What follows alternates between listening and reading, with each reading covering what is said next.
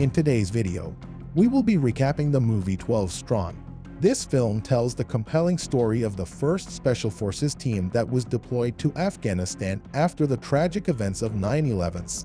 These brave soldiers faced overwhelming odds, demonstrating their courage by engaging in combat on horseback against formidable adversaries armed with tanks and rockets.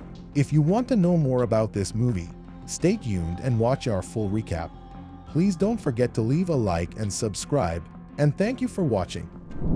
Mitch Nelson is an Army captain who moves into his new house along with his wife and daughter, but the day they do so is the 11th of September, 2001. Nelson is informed from the TV that a terrorist attack just took place in the USA. He immediately goes to the military operational offices he works in and meets with his superior, Bowers, asking to participate in any upcoming missions against the Taliban. However, Bowers reminds him that Nelson was the one who asked for an office job and he can't go back now. Nelson meets with his former team members, and one of the guys, Diller, blames him for being the one responsible for them working office jobs. Nelson replies that he did that because he was trying to live with his family, but now things are different. One of the oldest guys on the team, Hal Spencer, says he will talk to Bauer. Indeed, he meets with Bauer and tells him that he does not want to retire after all. He wants to get back to action with Captain Nelson. Bauer is hesitant and believes that Nelson is a better office worker than a soldier because he has never seen real action. On the other hand, Spencer defends Nelson and proclaims that he trusts his captain. Eventually, Bauer agrees to send them to Afghanistan under Nelson's command. That night, Nelson announces the news to his wife, who asks him to reassure her that he will come back to his family. Nelson doesn't want to say that because it's bad luck, but eventually promises his wife that he will come back to her. Soon, Nelson and his team are taken to Uzbekistan, and the young captain meets with Bauer and the general in charge. The general informs him that the team's mission will be to assist a man named Dostum to fight the Taliban and take control of a city called Mazar-e-Sharif. The general adds that only a team consisting of 12 men will be sent to meet Dostum and work with him. Essentially, their job will be to fight alongside Dostum and also recognize Taliban territories, calling for airstrikes. Nelson demonstrates his understanding of the mission, and the general allows him to go, also instructing him to pick 11 members of his team to go with him. Nelson proceeds to share this information with his team, letting them know that they will be dropped to a location in Afghanistan, and then they will meet with a friendly team which will take them to a temporary base. The soldiers wonder if there have been any test flights on the route their plane will follow, but Nelson replies that their flight is going to be the test flight. That night, most of the soldiers decide to write letters to their families in case they don't make it back, but Nelson does not do that. Spencer reminds him of why they are writing the letters, but Nelson believes that if he writes a letter, he will break the promise he made to his wife. A few hours later, the team is dropped at the designated location, and they are met by another team that takes them to the base. There, they are informed that nobody is aware of Dostum's location, but the man is informed about Nelson's arrival, so he should appear soon. Dostum appears with his men real soon, and he pays no attention to Nelson. Instead, he embraces Spencer and invites him for a talk.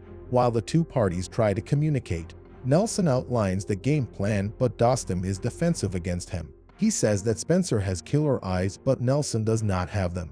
In any case, Nelson clarifies that he is the captain and the man able to call the airstrikes. Dostum has no choice but to work with him and brings 6 horses for the Americans. That forces Nelson to split his team, taking 5 soldiers with him and leaving the rest of them behind. When the team is taken behind a mountain to spend the night, one of the soldiers remarks that he can't use his radio from here, which makes Nelson wonder if Dostum did this on purpose. The next morning, Dostum takes the Americans to a new location and uses his binoculars to show Nelson where the Taliban are.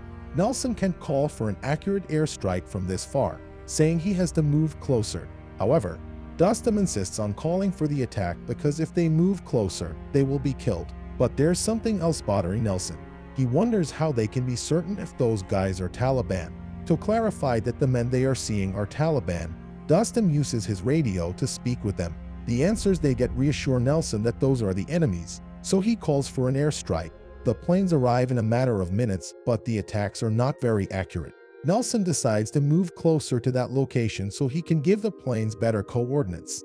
As he does, Some of his guys move along with him because they see a number of enemies approaching. The Taliban open fire, but Nelson still manages to call for an airstrike which clears the path for them. Nelson returns to Dostum and tells him that this is the time for them to attack and finish the rest of the Taliban off. However, Dostum shuts him down and says that they are going to attack tomorrow. Back in the American Center of Operations, the general decides to send yet another team for backup because he believes Nelson's team is not going to be enough to win this war on its own. The next day, Nelson calls for yet another devastating airstrike on the Taliban.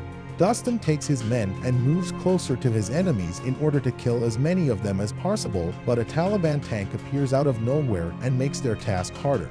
Nelson calls for air support, but the planes have left to refuel and they can't come back. Thus, Nelson decides to help and orders his team to join Dostum.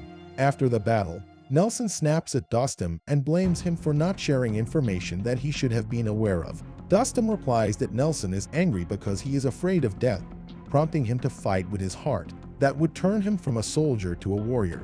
That night, Dostum shares a supply route that the Taliban are using with Nelson.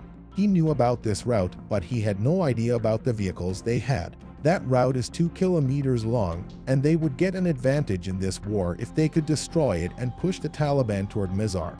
Nelson informs his own men about the route and sends 3 of them behind enemy lines, prompting them to stay ready for battle and attack the enemies from behind when they receive orders. In addition, Nelson calls Spencer and his part of the team, which has now gotten horses, asking them to come join them. They perform another attack the next day and then start moving in once they assume that the enemies are dead. However, the remaining Taliban have been hiding and they attack when Dostum's crew approach us. That leads to yet another battle with lots of casualties, but the alliance is able to win again.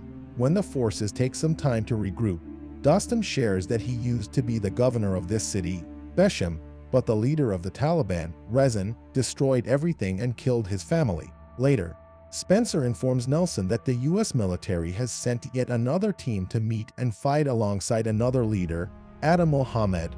Although Atta is on their side, he is a political rival of Dostum, so Nelson doesn't know how to break the news down to him.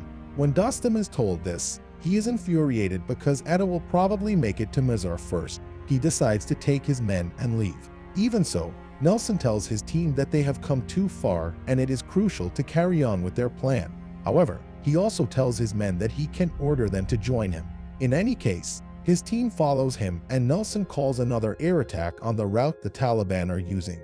After the attack, some of the Taliban approach the Alliance soldiers and act like they are trying to surrender. Out of a sudden, one of those men proves to be a mortal bomber and detonates the explosives attached to his body, injuring Spencer and some other soldiers. A huge battle breaks out on all fronts, but thankfully Dostum and his men return to assist Nelson. All of the soldiers have to fight with all of their heart and they manage to destroy the Taliban forces. Their leader tries to escape with a car, but Dostum catches up to him and kills him. The battle is won and Nelson calls a chopper to take Spencer to a medical unit. Then, he rides with Dostum to Mizar, where Atta has managed to go first. When Dostum sees him, he shakes Atta's hand, deciding to leave their political rivalry behind. Nelson congratulates Dostum on his attitude, but the latter replies that Atta can have the city today, but tomorrow will be another day. As for Nelson, he has earned Dostum's respect, and the man tells him that the two of them are going to be brothers forever.